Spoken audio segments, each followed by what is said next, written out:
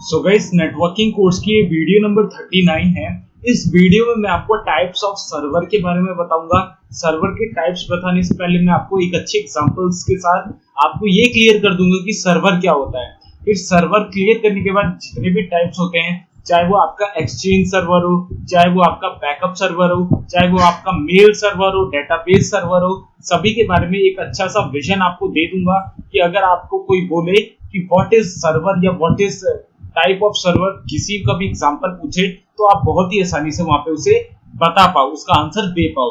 तो इस वीडियो में बने रहो और जितने भी टाइप के सर्वर होते हैं सभी के बारे में यहाँ पे मैं आपको एक अच्छा नॉलेज और ओवरव्यू मैं आपको दे दूंगा। तो गाइस, इस वीडियो को स्टार्ट करते हैं बिना ज्यादा टाइम वेस्ट करे। सो गाइस, इस वीडियो को शुरू करने से पहले मैं आपको बता दूं, अगर आपने अभी तक गीकी हब को सब्सक्राइब नहीं किया तो काइंडली सब्सक्राइब करके बेल आइकन को ऑल कर लें ताकि आने वाली कोर्स की कोई भी वीडियो आपसे मिस ना हो। साथ साथ प्लेलिस्ट सेक्शन पे जाके यहाँ पे आप नेटवर्किंग कोर्स की प्लेलिस्ट को एक्सेस कर सकते हैं, बुकमार्क कर सकते हैं, सेव कर सकते हैं, जिससे आने वाली वीडियो तो बिल्कुल आपसे मिस ना हो। और साथ ही साथ आप यहाँ पे और भी बहुत सारे कोर्स यहाँ पे सीख सकते हैं। बहुत सारे कोर्स आपको मैंने यहाँ पे बना के ऑलरेडी दे रखे हैं और फ्यूचर में भी देता रहूंगा। तो अब बिना ज्यादा टाइम वेस्ट करें चलते हैं अपनी वीडियो की तरफ और जानते हैं डिफरेंट टाइप्स ऑफ नेटवर्क के बारे में।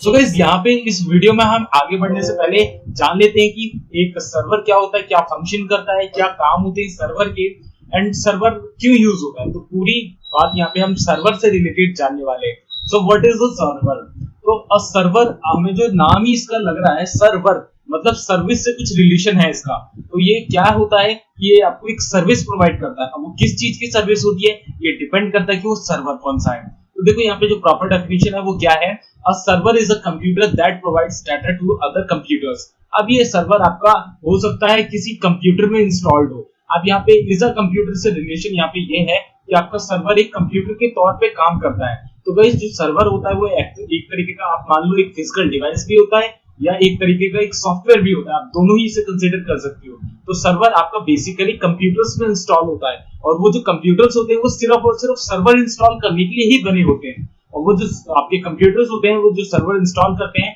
वो होते हैं मेन फ्रेम कंप्यूटर्स और सुपर कंप्यूटर्स, उन्हीं में आपके सर्वर इंस्टॉल्ड होते हैं। तो हम कह सकते हैं कि a server is a computer that provides data to the other computer. अब मैंने आपको बताया सर्वर सर्विस प्रोवाइड करते हैं। तो गाइस, सर्वर आपका रियल में सर्विस ही प्रोवाइड करते हैं। और किसे प्रोवाइड करते हैं? बाकी कंप्यूटर्स को, जो उनके क्लाइंट्स होते हैं, जो उनके यूजर्स होते हैं। ठीक है, बाद में आपको एग्जांपल सहित बताऊंगा।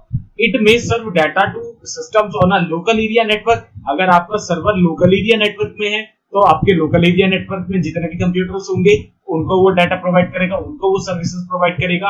या आपके वाइड एरिया नेटवर्क में है, वैन में है, तो वहां पे उनको प्रोवाइड करेगा। तो जहां पे भी जिस हिसाब का वो सर्वर है और उसके जो भी क्लाइंट है या यूजर है उनको वो सर्विस प्रोवाइड करेगा। इट डजंट मैटर कि वो वैन में है, लैन में है या सैन में है। ठीक है, वो सर्विस प्रोवाइड करने के लिए बना है। ठीक है, तो यहाँ पे हमारी जो वेबसाइट्स होती हैं वो भी एक्चुअल में सर्वर में ही इंस्टॉल होती है। तो वहां पे जो यहाँ पे हमारी वेबसाइट्स होती हैं वो भी एक्चुअल में सर्वर में ही, जो होस्टिंग ले के रखते हैं हम, उनमें ही जाके स्टोर होती है। और जो होस्टिंग होती है वो कहाँ होती है? वो होती है शेयरिंग होस्टिंग होती है वो, और वो होती है प्रॉपर एक सर्वर में। जैसे हमने GoDaddy से लिया तो GoDaddy का ही एक सर्वर होगा जहाँ पे आपको शेयरिंग होस्टिंग मिली है, और वो शेयरिंग होस्टिंग आपको लीज पे मिलती है, कुछ पैसा आपको पे करना पड़ता है उसकी मेंटेनेंस के लिए। तो इस तरीके से आपके सर्वर एक तरीके का स्टोरेज मीडियम होते हैं, या आपका जो सर्विस प्रोवाइड करते हैं, जो आपकी क्वेरी को रिजॉल्व करते हैं, वो काम करते हैं। तो यहाँ पे मैनी टाइप्स ऑफ सर्विसेज होती हैं, इसमें बहुत सारी सर्विसेज होती है और सर्विसेज के हिसाब से यहाँ पे डिफरेंट टाइप्स के सर्वर्स भी एग्जिस्ट करते हैं। जैसे कि आपका एक वेब सर्वर हो गया। अब वेब सर्वर आपकी वेब रिक्वेस्ट को हैंडल करता है। जस्ट लाइक आप डालते हो google.com, तो google.com जो क्वेरी जब जाती है वो कहाँ जाती है? गूगल के सर्वर पे जाती है। अब गूगल के सर्वर पे गई तो गूगल का सर्वर वहां क्या करेगा? उस क्वेरी को लेगा और उसका सर्च करके उसका जो रिजल्ट होगा वो आपको पास ऑन कर देगा। तो जो रिजॉल्व करने वाली जो वहां पे सर्विस है वो कौन प्रोवाइड कर रहा है? गूगल का सर्वर, गूगल का वेब सर्वर। तो वेब सर्वर आपकी वेब क्वेरीज को रिजॉल्व करता है। ठीक है, फिर आता है आपका मेल सर्वर। अब मेल सर्वर हो गया आपका, जैसे आउटलुक हो गया, जो माइक्रोसॉफ्ट का है, आउटलुक आपका एक मेल सर्वर पे बेस्ड होता है, एक वो मेल क्लाइंट होता है। तो इस तरीके से आपका मेल सर्वर भी होता है जिसमें आपकी ईमेल एक्सचेंज होती है। ठीक है, उनका एक अलग से सर्वर बना दिया जाता है। अब जस्ट लाइक आपने देखा होगा बहुत सारे डोमेन्स होते हैं। अब जस्ट लाइक जो आपका जीमेल है, तो जीमेल में तो @gmail आता है। लेकिन अगर आपने देखा होगा तो कुछ फेमस वेबसाइट्स हैं, जैसे आप मान लो कोई भी ऐसी पॉपुलर वेबसाइट जैसे जिसका अपना खुद का डोमेन है, आई थिंक मैं मान लेता हूँ कोई सी भी, जैसे अमेजोन। अब अमेजोन को कोई चीफ एग्जीक्यूटिव होगा, जैसे रमेश नाम है उसका, तो उसकी जो ईमेल आईडी होगी वो कुछ इस तरीके से होगी, ramesh@amazon.in, ठीक है। तो वो होगी उसकी एक प्रोफेशनल ईमेल आईडी। तो वो जो ईमेल आईडी वो किसके थ्रू से प्रोवाइड हो रही है, वो मेल सर्वर के थ्रू प्रोवाइड हो रही है। और अगर हम कम्युनिकेशन बिल्ड करना चाहे, उससे मेल एक्सचेंज करना चाहे उस आईडी से, तो हमें उस मेल सर्वर पे ही वहां पे कांटेक्ट करना पड़ेगा। तो इस तरीके से आपके मेल सर्वर वर्क करते हैं। इसके बाद आते हैं आपके फाइल सर्वर। अब फाइल सर्वर आपके फाइल शेयरिंग के लिए यूज होते हैं। अब जस्ट लाइक आपका एफटीपी फाइल ट्रांसफर प्रोटोकॉल जो होती है, वो एफटीपी सर्वर भी होता है एक उसका। तो वहां पे सर्वर से कांटेक्ट होता है, फाइल को शेयर कर सकते हैं लोकल एरिया नेटवर्क में। इस तरीके से आपका फाइल सर्वर भी होता है। Each type run software specific to the purpose of the server. तो इनके प्रॉपर अलग अलग सॉफ्टवेयर होते हैं जिन पे ये बेस होके रन होते हैं। फॉर एग्जाम्पल अब वेब सर्वर में रन अपाची एचटीटीपी सर्वर और माइक्रोसॉफ्ट IIS। तो अगर आपने वेब डेवलपमेंट करा है तो आपने अपाची MySQL सर्वर जरूर देखे होंगे, जो कि आपके HTTP और HTTPS में वर्क करते थे, जो कि एक्चुअली एक लोकल सर्वर क्रिएट कर देता था होस्टिंग के लिए, जिसमें आप अपनी वेबसाइट रन कर सकते थे htdocs के फोल्डर पे जाके। तो इस तरीके से यहाँ पे एक आपको वेब सर्वर प्रोवाइड हो जाता है अपाची की तरफ से, जिसे XAMPP सर्वर भी कहते हैं। तो एक माइक्रोसॉफ्ट IIS भी आता है। इस तरीके के जो भी सॉफ्टवेयर होते हैं वो आपके एक बहुत ही अच्छे एग्जांपल है वेब सर्वर की। वहीं which both provide access to website over the internet, मैंने बता दिया। A mail server may run a program like Exim और iMail। तो यहाँ पे Exim और iMail एक बहुत ही अच्छे एग्जांपल है आपके मेल सर्वर्स का, जिनके थ्रू आप ईमेल एक्सचेंज कर पाते हो with in a domain. which provides SMTP। अब SMTP क्या होता है, सिंपल मेल ट्रांसफर प्रोटोकॉल। अब इसी प्रोटोकॉल के थ्रू हम मेल्स एक्सचेंज करते हैं, मैंने बताया था ऑलरेडी आपको। तो ये प्रोटोकॉल वहां उन सॉफ्टवेयर्स में वर्क करती है। और वो कौन सी किस पे बेस होती है उनकी सारी सर्विसेज, उनके मेल सर्वर पे। मेल सर्वर की वजह से उनकी क्वेरी एक्सेप्ट होती है, रिजॉल्व होती है, और जो भी काम होता है सर्वर में होता है, ठीक है। तो सेंडिंग रिसीविंग ईमेल का काम होता है आपका मेल सर्वर का। वही फाइल सर्वर में आपका सांबा यूज होता है। सांबा भी बहुत अच्छा है आपका यहाँ पे फाइल सर्वर है। एफटीपी का फाइल सर्वर बहुत अच्छा फाइल सर्वर है, जो कि आपको विंडोज में ऑलरेडी मिल जाता है, आप उसे सिंपली यूज कर सकते हो। तो इस तरीके से आपके सर्विसेज होती है जो कि आप सर्वर्स के थ्रू करते हो। तो डिफरेंट 3 सर्वर मैंने आपको यहाँ पे अभी क्लियर कर दिए, वेब सर्वर, फाइल सर्वर और मेल सर्वर। तो ये आपके नॉर्मल 3 सर्वर्स होते हैं जो कि आपको बहुत ही नॉर्मल देखने को मिल जाएंगे। तो यहाँ पे एक प्रॉपर सा सिनेरियो ले लेते हैं, व्हाट इज अ सर्वर। तो गाइस एक्चुअल में कंप्यूटर हार्डवेयर भी आपका सर्वर होता है और प्रोग्राम सॉफ्टवेयर भी आपका सर्वर होता है। तो यहाँ पे आप देख सकते हो सर्वर होता है आपका कहाँ पे इंस्टॉल होता है, वो होता है एक मशीन में। वो मशीन कौन सी होती है, वो कंप्यूटर होता है। वो कंप्यूटर मेन फ्रेम और सुपर कोई सा भी हो सकता है। अगर ज्यादा क्वेरी ज्यादा लोड होता है सर्वर पे तो सुपर कंप्यूटर होगा वो। अगर थोड़ा बहुत काम है, थोड़ा बहुत क्वेरी से, थोड़ा बहुत लोड है, थोड़ी बहुत हिट्स है, मेन फ्रेम पे भी काम चल सकता है। तो वहां पे आपका हार्डवेयर भी होगा सर्वर के अंदर, और वहां पे आपके सॉफ्टवेयर भी होंगे सर्वर्स के अंदर। भी डिपेंड करता है कि वहां पे आपको कैसी कैसी सर्विसेज भी देनी है। तो यहाँ पे और लिखा है, तो आगे वाली स्लाइड में देख लेते हैं कि एक सर्वर होता क्या है। तो गाइस देखो, ये आपका सर्वर हार्डवेयर में भी होता है, सॉफ्टवेयर में भी होता है। तो दोनों का कॉम्बिनेशन आपका एक सर्वर बिल्ड करता है। For example a typical PC, desktop और laptop Apache HTTP server software equal to web server. अगर आप नॉर्मल एक कंप्यूटर लोगे, उसमें XAMPP नाम का फोल्डर आता है, XAMPP XAMPP, जिसमें आपको डिफरेंट तरीके के वहां पे आपको सर्वर देखने को मिल जाते हैं। जैसे अपाची का सर्वर हो गया, MySQL का सर्वर हो गया। आप उस सर्वर को डाउनलोड करो XAMPP को, और उसमें आप अपाची का HTTP सर्वर ऑन कर लो। ये आपका हो गया सॉफ्टवेयर और ये हो गया आपका कंप्यूटर का हार्डवेयर। तो दोनों का अगर आप कॉम्बिनेशन उनका कर दोगे, कॉम्बिनेट कर दोगे, कॉन्केटिनेट कर दोगे, कॉन्केटिनेशन करने के दौरान आपका वो कन्वर्ट हो जाएगा एक वेब सर्वर में। फिर आप अपनी वेबसाइट होस्ट कर सकते हो उस XAMPP सर्वर में, ठीक है। इस तरीके से आपका सर्वर एक लोकली आप बना सकते हो। अगर आपको कोई प्रोजेक्ट करना हो वेबसाइट से रिलेटेड, या कैसे वो ऑनलाइन मेरी वेबसाइट दिखेगी, तब वेब सर्वर की अगर आपको जरूरत हो तो आप एक नॉर्मल ऐसे सेटअप कर सकते हो। इस तरीके से भी हम सेटअप कर सकते हैं अपने सर्वर। लेकिन अगर हमें बड़े सर्वर सेटअप करने तो ऐसे नहीं होते। वहां पे ज्यादा हिट्स को हैंडल करने के लिए एक अच्छी स्पीड वाला, एक अच्छा परफॉर्मेंस वाला सर्वर हमें लगाना पड़ेगा, जिसके लिए हमें सुपर या मेन फ्रेम कंप्यूटर का इस्तेमाल करना पड़ेगा। तो यहाँ पे देख लेते हैं सर्वर का मेन काम क्या है। अब देखो यहाँ पे आपका एक पीसी लगा हुआ है, जैसे यहाँ पे आपका क्लाइंट है, क्लाइंट नंबर 1, ठीक है। ये कौन है, ये आपका क्लाइंट नंबर 2, ठीक है। ये कौन है, ये है आपका क्लाइंट नंबर 3, तो यहाँ पे आपके 3 क्लाइंट हो गए और ये रहा आपका क्या, ये रहा आपका सर्वर। मतलब सर्वर क्या है, अब देखो यहाँ पे क्या है, ये सर्वर है किसका, ये सर्वर है आपका गूगल का, GOOGLE यानी गूगल का सर्वर है। अब क्या करता है आपका C1 एक क्वेरी सर्च करता है, व्हाट इज अ कार, ठीक है, एक कार क्या होती है, तो वो रिक्वेस्ट आपकी गूगल पे जाएगी, अगर गूगल पे सर्च करा है तो वो क्वेरी क्या जाएगी, गूगल के सर्वर पे जाएगी, यानी इस सर्वर पे जाएगी। अब ये गूगल का सर्वर क्या करेगा, उस क्वेरी को लेगा, उससे रिलेटेड जितने भी रिजल्ट होगा वो रिस्पॉन्स में इसको वापस रिटर्न में दे देगा, ठीक है। तो यहाँ पे आपकी क्वेरी रिजॉल्व हुई और आपके रिजल्ट आपको मिल गए रिस्पॉन्स में, तो ये काम हो गया। इसी के साथ C2 ने क्या करा, C2 ने फेसबुक सर्च करा, तो गूगल इसकी भी रिक्वेस्ट लेगा, उसे प्रोसेस करेगा, उसके रिजल्ट इसे रिस्पॉन्स में दे देगा। इसने क्या करा, इसने ट्विटर सर्च किया, तो इसकी क्वेरी लेगा, इसे रिजॉल्व करेगा, इसे दे देगा। तो क्वेरीज को रिजॉल्व करने का काम आपका सर्वर करता है, ठीक है। अब ये सर्वर आपका क्वेरीज रिजॉल्व करने के साथ साथ बहुत सारी चीजें और भी करता है, जस्ट लाइक कुछ प्रोटोकॉल्स को रिजॉल्व करता है, जैसे आपकी SMTP है, मेल एक्सचेंज करना है वो भी ये कर देता है। हाँ भाई, मेल एक्सचेंज सर्वर है तो मेल को एक्सचेंज कर देगा, फाइल ट्रांसफरिंग का सर्वर है, फाइल एक्सचेंज कर देगा।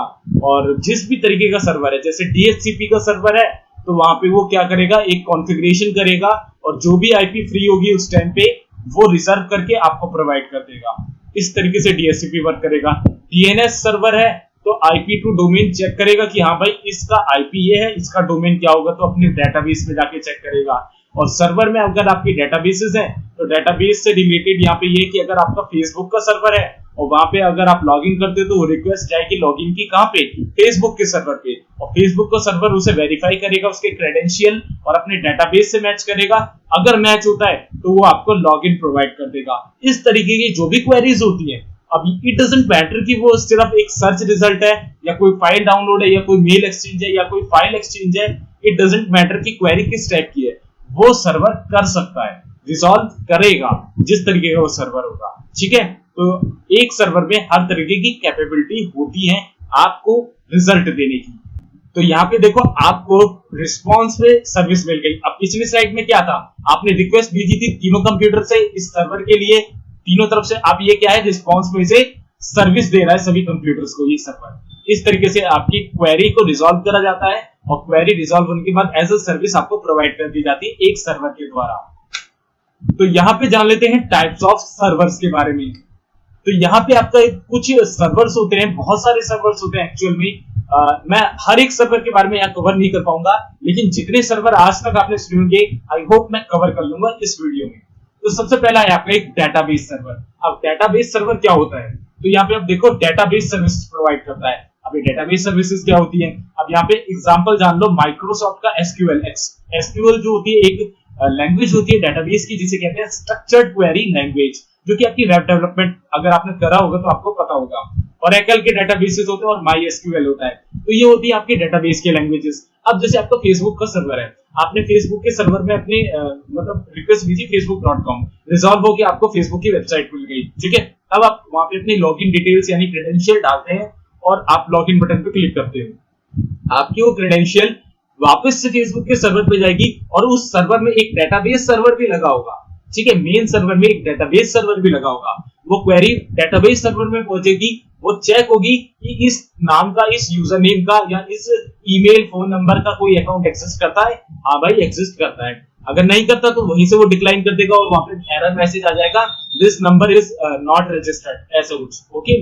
अगर वहां पे वो एग्जिस्ट करती है तो वहां क्या होगा, आपको जो आपने ईमेल या फोन नंबर दिया है वो मैच हो गया। इसके बाद पासवर्ड की वहां पे जो नीचे की जो इनपुट फील्ड होगी उसे मैच करेगा, क्या पासवर्ड सेम है या नहीं है। अगर वो पासवर्ड गलत है तो इनकरेक्ट पासवर्ड दिखा देगा, अगर सही है तो आपको एज अ रिस्पॉन्स, आपको एक रिस्पॉन्स के तौर पे एक की दे दी जाएगी या एक तरीके का एक सेशन दे दिया जाएगा जो रिक्वेस्ट के रूप में आपके आई थी, उसका रिस्पॉन्स होगा। और वो रिस्पॉन्स जैसे ही आपके वेब सर्वर पे होता हुआ आपके वो जो आपका डिवाइस है उस पे पहुंचेगा, जो आपका वेब ब्राउजर है उस पे पहुंचेगा, वो आपका सेशन स्टार्ट कर देगा और आप लॉग इन हो जाओगे फेसबुक में।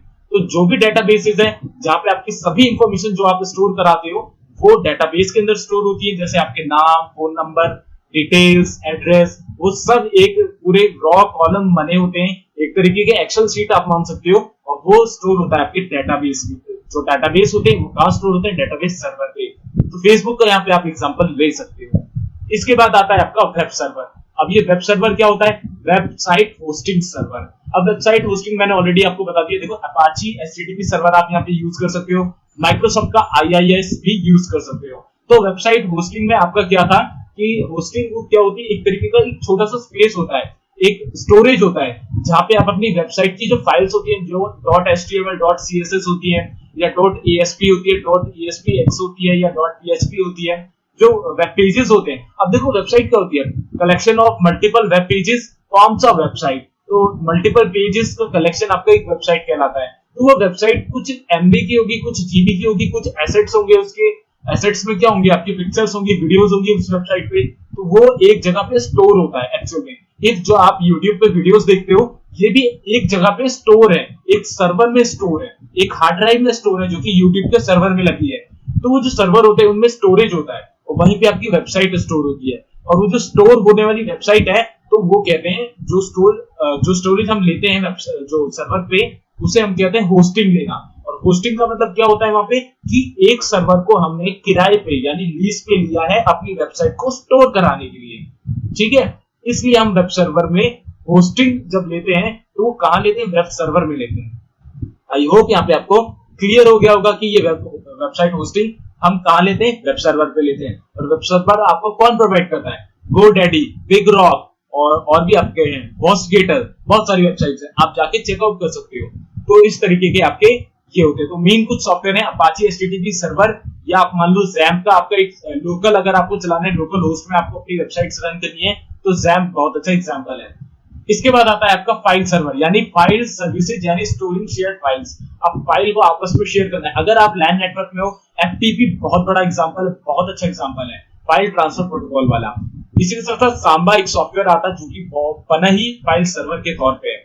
माइक्रोसॉफ्ट विंडोज स्टोरेज सर्वर बहुत अच्छा एग्जांपल है, आपको ADDS में मिल जाता है, जो कि माइक्रोसॉफ्ट की तरफ से आता है। वही FTP भी मिल जाता है। इसके थ्रू क्या करते हो आप? नेटवर्क में जो भी कनेक्टेड है सिस्टम, उनमें फाइल एक्सचेंज कर सकते हो। साथ साथ फाइल सर्वर में क्या है कि आप एक सर्वर बना देते हो और उसी के थ्रू आप फाइल एक्सचेंज करते हो। जो भी सर्विसेज होती है, जो भी रेस्ट्रिक्शंस होती हैं, वो सर्वर करता है। तो FTP इसका बहुत अच्छा एग्जांपल है। इसके बाद आपका यहाँ पे आता है मेल सर्वर, जो कि आपको प्रोवाइड करता है ईमेल सर्विसेज। अब ईमेल सर्विसेज मैंने आपको बता दिया, मेल्स को एक्सचेंज करना। यहाँ पे आपकी SMTP यानी simple mail transfer protocol work करती है। इसका एग्जांपल है आपका माइक्रोसॉफ्ट का एक्सचेंज सर्वर। यहाँ पे आपको कैलेंडर, बहुत सारी चीजें मिल जाती हैं यार, जैसे कैलेंडर्स होते हैं आपके, और भी आपकी यूटिलिटीज जो होती हैं वो सब आपको यहाँ मिल जाता है। IBM लोटस डोमिनो इसका बहुत अच्छा एग्जांपल है। तो इसमें मेल्स को सेंड करना, रिसीव करना, अटैचमेंट्स जो हैं ये सब स्टोर करना, ये कहाँ पे? ये सब स्टोरेज मीडियम कहाँ होता है? एक सर्वर में होता है। वो सर्वर क्या कहलाता है? Mail server. जैसे आपका जीमेल का जो सर्वर है वो एक मेल सर्वर कहलाएगा, वो नहीं कहलाएगा कि ये कौन सा सर्वर है, वो एक मेल सर्वर कहलाएगा। ठीक है। Application server. अब एप्लीकेशन सर्वर क्या है? An environment to run certain applications. कुछ ऐसे सॉफ्टवेयर होते हैं जिन्हें रन करने के लिए एक सर्टेन एनवायरनमेंट चाहिए। अब जैसा आपका ओरेकल का वेबलॉजिक सर्वर है, ओरेकल का एप्लीकेशन सर्वर है, ओरेकल का ही ग्लासफिश सर्वर है, एक ज़ेंट सर्वर आता है।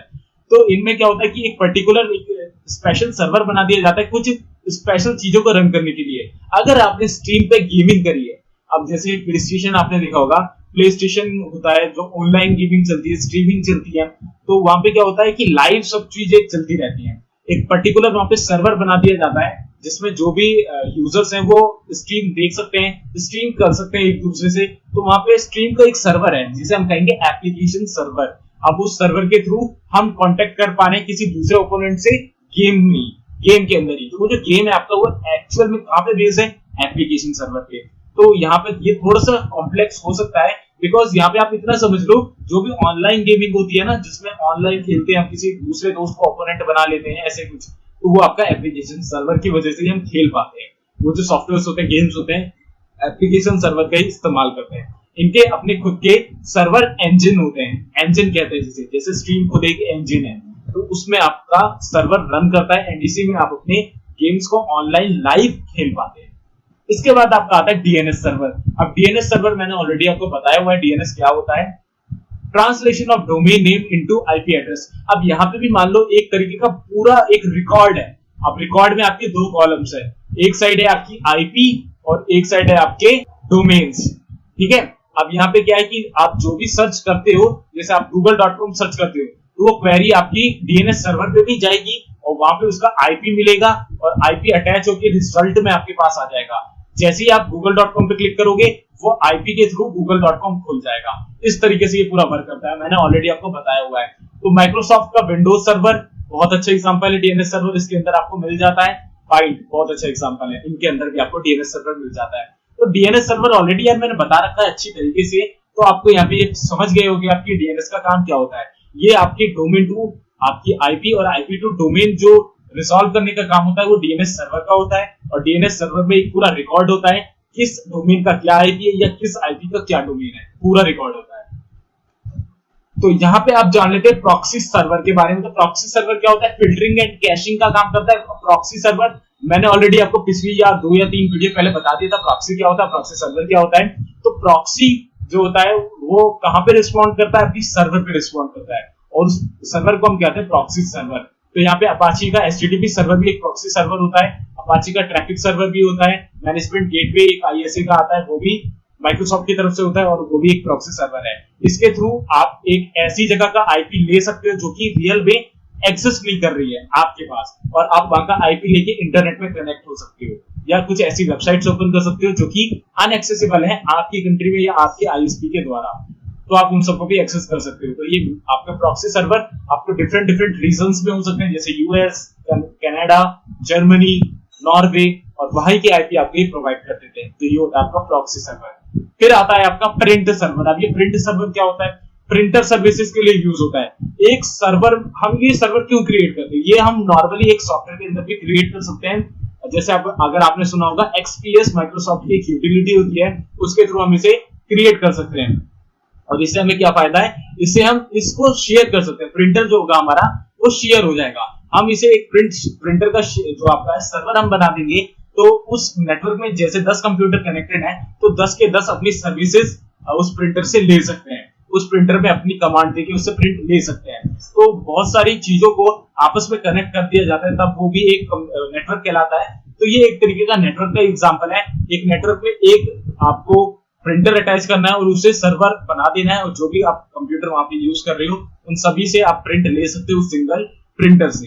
तो इस तरीके के आपके नॉर्मल से सर्वर्स होते हैं। आई होप मैंने यहाँ पे आपको ज्यादातर सर्वर जो भी होते हैं मैंने यहाँ पे कवर कर लिए होंगे, या जो भी 2-4 आपके सर्वर बच रहे होंगे वो आपको नीचे देखने को मिल रहा है। एफटीपी सर्वर, तो ये मैंने ऑलरेडी बताया। फाइल सर्वर आपका होता है, चैट सर्वर, ये जैसे व्हाट्सएप होता है, व्हाट्सएप कहां पे बेस होता है, ये होता है एक लाइव सेशन होता है इसमें कि तुरंत जो भी चीज होती है तुरंत रिजॉल्व हो जाए, इस तरीके का आपका चैट सर्वर होता है। फैक्ट सर्वर होता है, गेम सर्वर होता है, ऑडियो वीडियो सर्वर होते हैं। तो ये एक तरीके का मिक्सअप होता है। मतलब ये आप मान लो ये नॉर्मल अलग अलग टर्म हो जाती है, लेकिन ये एग्जांपल सिर्फ 1 या 2 सर्वर के ही है।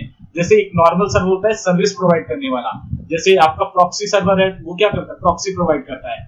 प्रिंटर क्या है, प्रिंटर प्रोवाइड करता है। अब यहाँ पे मैं कर सकता था स्कैन सर्वर। अब स्कैन सर्वर क्या होता है, प्रिंटर की जगह स्कैनर होता है और सारे कंप्यूटर स्कैन ले सकते थे उस सिंगल स्कैनर से। तो इस तरीके के हम नॉर्मल अलग अलग टर्म बना देते हैं, लेकिन सर्वर का काम क्या होता है मैंने यहाँ पे आपको बता दिया। एक डीएचसीपी सर्वर होता है। अब डीएचसीपी सर्वर का काम क्या होता है, आपको ऑटोमेटिकली आईपी प्रोवाइड कर देना। अब वो आईपी थोड़ी देर के लिए रिजर्व कर देगा जब तक आपके पास आईपी है, और आपको एक नई आईपी प्रोवाइड करके दे देगा। इस तरीके के और भी बहुत सारे सर्वर होते हैं। तो कंफ्यूज नहीं होना है, एक प्रॉपर आपको डेफिनेशन क्या देनी है। आई होप यहाँ पे आपको क्लियर हो गई होगी कि सर्वर अगर आपसे कोई पूछे तो आपको क्या बताना है। तो यहाँ पे types of server form factors भी जान लेते हैं। तो टाइप्स ऑफ सर्वर के फॉर्म फैक्टर्स क्या है, कितने टाइप के आपके सर्वर्स आते हैं। तो सबसे पहला आता है आपका टावर का सर्वर। आपके टावर के सर्वर में क्या होता है, A tower server is a freestanding unit similar to a large desktop PC in both size and shape. तो अगर आपने कुछ इतने बड़े बड़े देखे हो सर्वर, तो ये आपके कहलाते हैं टावर सर्वर। इतने बड़े जो भी आपके सर्वर्स होते हैं वो टावर सर्वर कहलाते हैं।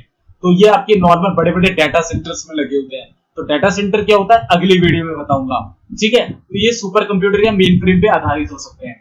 इसके बाद आते हैं आपके रैक सर्वर। अब रैक सर्वर आपके बहुत सारी वेबसाइट्स होती है, जैसे होस्टिंग होती है, उनके लिए सबसे ज्यादा डिजाइन होते हैं।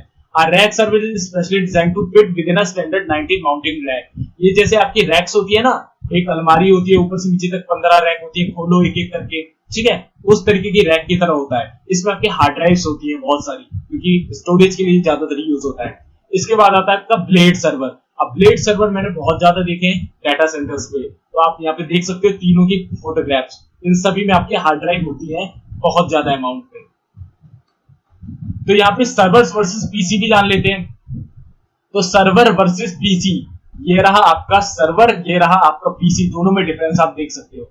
Server offer high reliability and dependability features that just are not available on desktop PC. तो ये हाई अवेलेबिलिटी होती है, इनमें हाई परफॉर्मेंस होता है, और जो भी चीजें होती है हाई होती है एकदम इन कंपेयरिंग ऑफ पीसी। अब पीसी आपका बीच में बंद भी हो सकता है, शट डाउन भी हो सकता है, अपडेट हो गया तो रीस्टार्ट भी हो सकता है, लेकिन सर्वर आपका डाउन टाइम बहुत कम होता है। डाउन टाइम मतलब आपके सर्वर का रेस्ट लेने का टाइम, ठीक है, तो ये बहुत कम होता है। इनको बहुत ज्यादा परफॉर्मेंस के लिए बनाया जाता है, बहुत ज्यादा रिक्वेस्ट को हैंडल करने के लिए बनाया जाता है।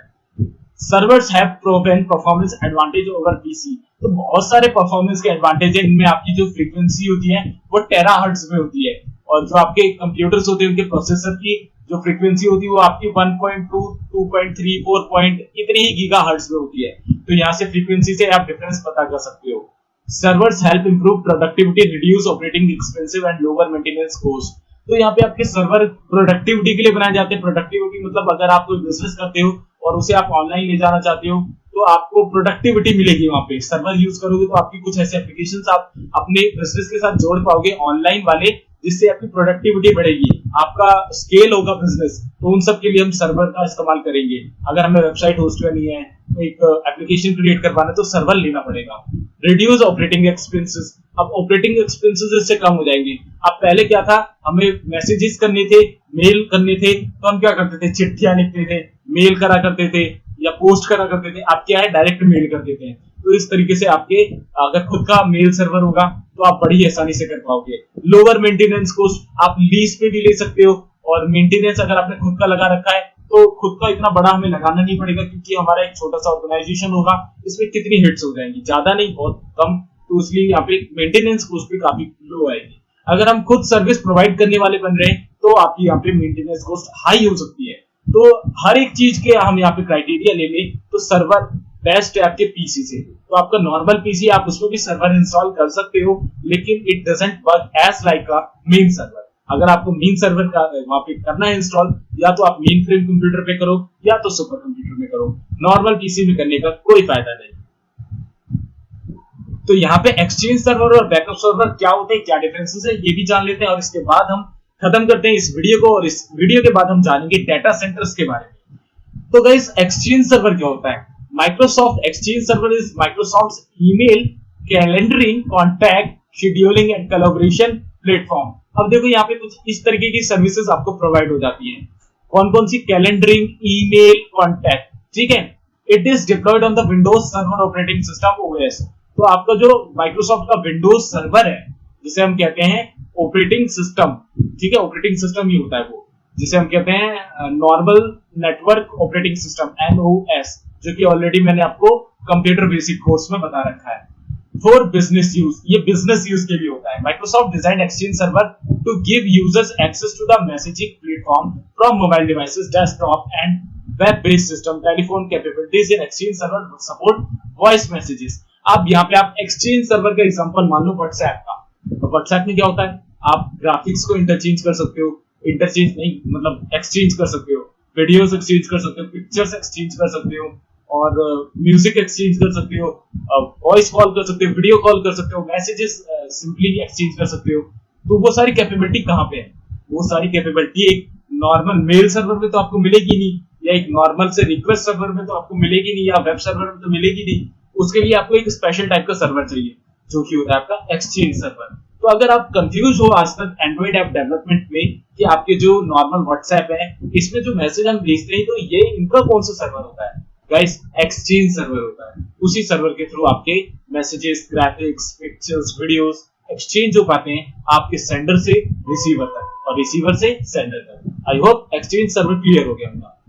बैकअप सर्वर क्या होता है? बैकअप सर्वर देखो, मैं एक नॉर्मल सी टर्म बता देता हूँ बैकअप सर्वर क्या होता है। वैसे तो आपको बैकअप से ही पता चल गया होगा कि बैकअप सर्वर क्या होगा, लेकिन मैं आपको यहाँ पे एक क्लियर विजन दे देता हूँ। अगर आपने माइक्रोसॉफ्ट ऑफिस सॉरी माइक्रोसॉफ्ट का जो सर्वर आता है आपका 2012-16, इनके खुद के पूरे कोर्सेज होते हैं, मैं लाऊंगा इस चैनल पे। तो उनमें क्या होता है, हमें एडीडीएस बनाना पड़ता है, एक्टिव डायरेक्टरी डोमेन सर्विसेज, और वो कहाँ बनता है, आपके माइक्रोसॉफ्ट के सर्वर पे, जो सर्वर होता है उसके अंदर बनता है। तो एडीडीएस जब हम बनाते हैं तब हम वो जो डोमेन होता है हमारा, उसमें हम उस सर्वर का एक बैकअप भी लेते हैं, ठीक है। तो उस सर्वर को हम कहेंगे बैकअप सर्वर, या हम किसी भी सर्वर का नॉर्मल बैकअप लेते हैं उसे कहते हैं बैकअप सर्वर। तो देखो, a backup server is a type of server that facilitates data file application and or database backup. It has both hardware and software capabilities, so you can manage and recover your backups. It can be locally based on a remote backup server. When it comes to cloud deployment, a remote backup server is used. अब देखो, आपका एक normal सा server है, अब just like आप मान लो Google पे एक सर्वर है, अब वहां पे आपके जीमेल के सारे जो भी ईमेल हैं और पासवर्ड है वो स्टोर है। तो गूगल क्या करेगा, उस सर्वर का एक कॉपी बना के रखेगा, उसका एक मिरर बना के रखेगा, ताकि किसी केस में उस सर्वर में आग लग जाए, फूक जाए, या उसकी हार्ड ड्राइव क्रैश हो जाए, या कुछ और सीन हो जाए, तो वहां पे क्या होगा कि आपका डाटा कभी भी लूज नहीं होगा। आपने आज तक देखा होगा किसी भी बड़े ऑर्गेनाइजेशन में कभी भी आपका डाटा ऐसा नहीं हुआ होगा कि लूज हो गया होगा, आप वापस से उसे फेच नहीं कर पा रहे होंगे, बहुत ही रेयर केस होगा, ठीक है।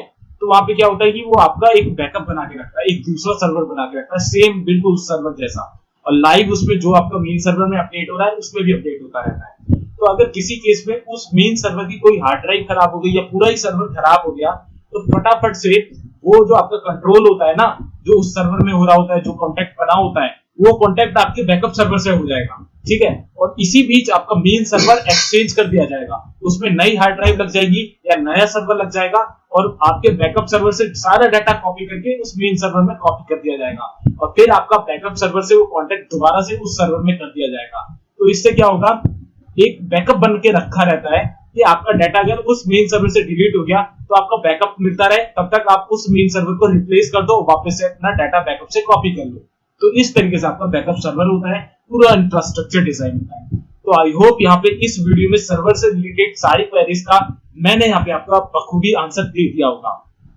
सो I hope guys you got the point of the video. Server के बारे में इस वीडियो में दी गई सभी इंफॉर्मेशन आपको पसंद आई होगी, नॉलेजेबल लगी होगी। अगर थोड़ी सी भी नॉलेजेबल लगी तो यार एक लाइक कर देना, कोई भी कमेंट हो, सुझाव हो, क्वेरी नीचे कमेंट कर देना।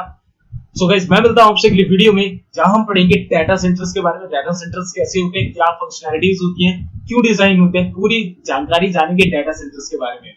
तो गाइस मैं मिलता हूं आपसे अगली वीडियो में, तब तक के लिए good bye, take care, stay healthy and जय हिंद।